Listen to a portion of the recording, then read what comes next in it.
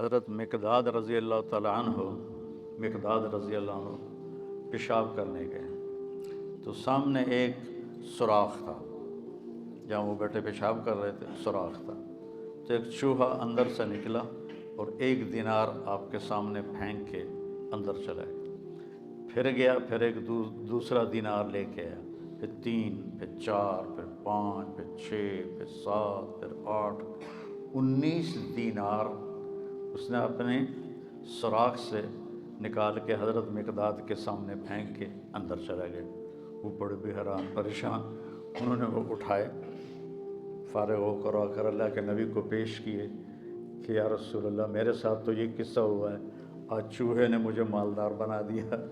تو آپ نے فرمایا یہ رزق ہے جو اللہ نے تجھے عطا کیا ہے۔ پھر یہ آیت پڑھی، من یتق اللہ یجعل لہ مخرج ویرزقہ من حیث لا یحتسب۔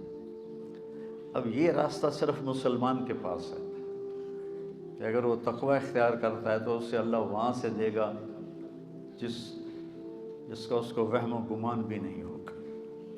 من یتق اللہ یجعل لہ من امرہ یسرا، جو تقوی اختیار کرے گا اللہ اس کے لیے آسانیاں پیدا کر دے گا۔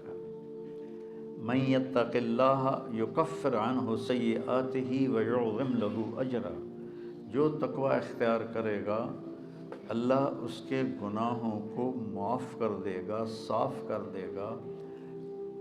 جو کفر کا مطلب ہوتا ہے نشان مٹا دینا، عفا کا مطلب ہوتا ہے چھپا دینا، اور تکفیر کا مطلب ہوتا ہے نشان مٹا دینا۔ اللہ ان کے گناہوں کے نشان مٹا دے گا اور ان کا اجر بہت زیادہ کر دے گا۔ ان تصبروا وتتقوا لا یضرکم کیدہم شیئا ان اللہ بما یعملون محیط۔ تم صبر اور تقوی اختیار کرو تو دشمن کی کوئی چال تمہارے اوپر کارگر نہیں ہوگی، اللہ ان کا گھیرا ڈالے ہوئے ہے، ان کے گرد گھیرا ڈالے ہوئے ہے۔ تقوی کی مثال کیا ہے؟ آپ کے پاس پیسے ہوں اللہ کے فضل سے تو آپ ہر چیز خرید سکتے ہیں، گھر خرید سکتے ہیں، گاڑی خرید سکتے ہیں، جائیداد بنا سکتے ہیں، سیر و تفریح کر سکتے ہیں۔ تو تقوی ایک ایسا سرمایہ ہے جس سے آپ دین کے ہر عمل پہ چل سکتے ہیں۔ تقوی ایک ایسا سرمایہ ہے جس پر آپ دین کے ہر عمل کو اپنا سکتے ہیں اور اس پہ چل سکتے ہیں۔ حضرت عمر نے کعب احبار سے پوچھا تقوی کیا ہے؟ جو قرآن میں مختلف تعبیرات ہیں تقوی کی، تو حضرت عمر نے پوچھا، کعب احبار یہودی عالم تھے، ایمان لائے تھے، تابعی ہیں، مت تقوی، فرمانے لگے کبھی کانٹوں بھرے راستے پہ چلے ہو؟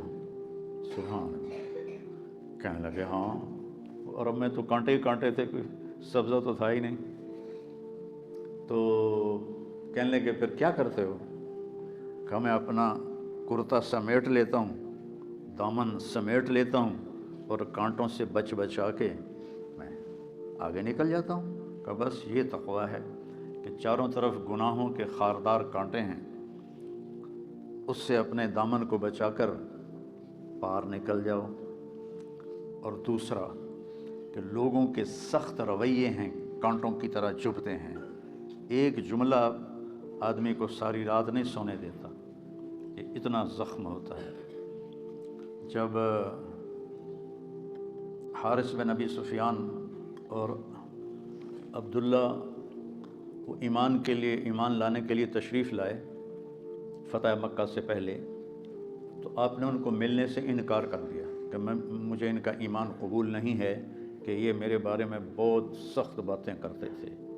طائف والوں نے پتھر مارے، جب وہ آئے تو ان کا استقبال کیا، ان کے ساتھ بیٹھ کے رات کا کھانا کھاتے تھے۔ ایک رات نہیں کھایا تو آ کے معذرت کی کہ میری تلاوت رہ گئی تھی اس لیے میں نہیں آ سکا۔ اور یہ ایک پھوپھی کا بیٹا ہے اور ایک تایا کا بیٹا ہے، تو ابو سفیان بن حارث آپ کے سب سے بڑے تایا تھے، کہ مجھے ان کا ایمان قبول نہیں ہے، یہ میرے بارے میں بہت سخت باتیں کرتے تھے۔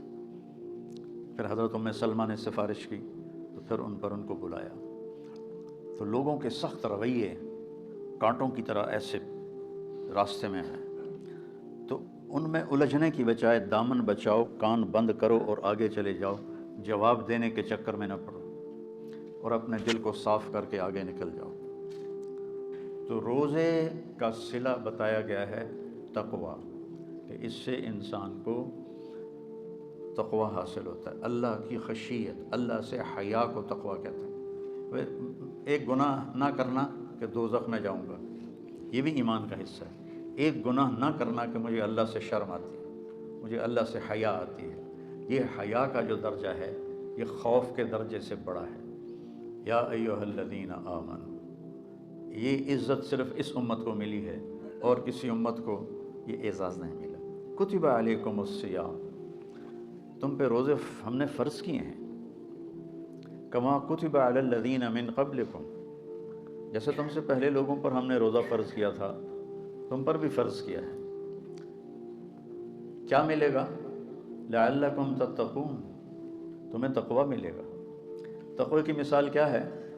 آپ کے پاس پیسے ہوں اللہ کے فضل سے تو آپ ہر چیز خرید سکتے ہیں، گھر خرید سکتے ہیں، گاڑی خرید سکتے ہیں، جائیداد بنا سکتے ہیں، سیر و تفریح کر سکتے ہیں۔ تو تقویٰ ایک ایسا سرمایہ ہے جس سے آپ دین کے ہر عمل پہ چل سکتے ہیں۔ تقویٰ ایک ایسا سرمایہ ہے جس پر آپ دین کے ہر عمل کو اپنا سکتے ہیں اور اس پہ چل سکتے ہیں۔